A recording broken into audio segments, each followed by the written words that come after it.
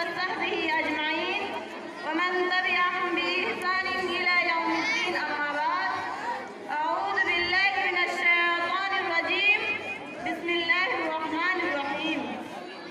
يا أيها الذين آمنوا اجتنبوا كثيرا من الظن إن بعض الظن إثم ولا تجسسوا ولا يغتب بعضكم بعضا أيحب أحدكم أن يأكل لحم أخيه ميتا فكرهتموه واتقوا الله إن الله التواب الرحيم.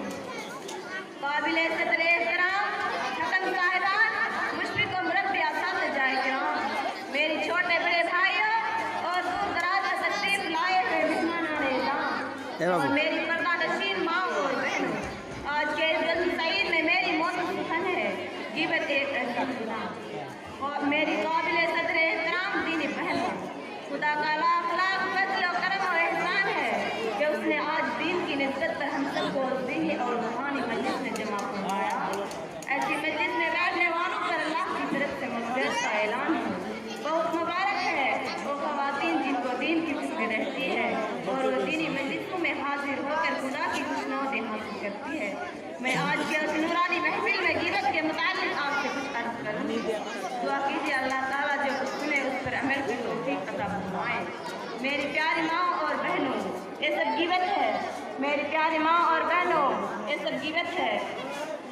ذرا تو سنیے، کسی کی پیٹھ پیچھے برائی کرنے کو ایک مرتبہ پیارے آقا صلی اللہ علیہ وسلم نے صحابہ کرام رضوان اللہ علیہم اجمعین سے فرمایا، کیا تم جانتے ہو غیبت کسے کہتے ہیں؟ اتدرون ما الغیبۃ؟ تو صحابہ نے جواب دیا، اللہ و رسولہ عالم، اللہ اور اس کے رسول زیادہ بہتر جانتے ہیں.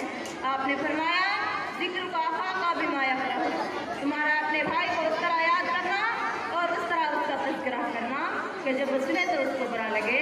اس کو غیبت کہتے ہیں. اس پر ایک صحابی نے عرض کیا، اگر وہ برائی میرے بھائی میں ہو تب بھی وہ غیبت ہے. اس پر پیارے آقا صلی اللہ علیہ وسلم نے جواب دیا، ان کان فیہ ما تقول فقد اخبث وان لم یکن فیہ فقد بہتر. اگر تم نے بھائی کا وہ عیب بیان کیا جو اس میں ہے تو یہ غیبت ہے. اگر ایسا عیب بیان کیا جو اس میں نہیں ہے تو یہ بہتان تراشی ہے جو اس سے بڑا گناہ بتایا گیا ہے. حدیث شریف سے آپ کو معلوم ہو گیا ہوگا کہ غیبت کسے کہتے ہیں. کوئی اگر اپنی بہن کی اس کی پیٹھ پیچھے ایسی باتیں بیان کرے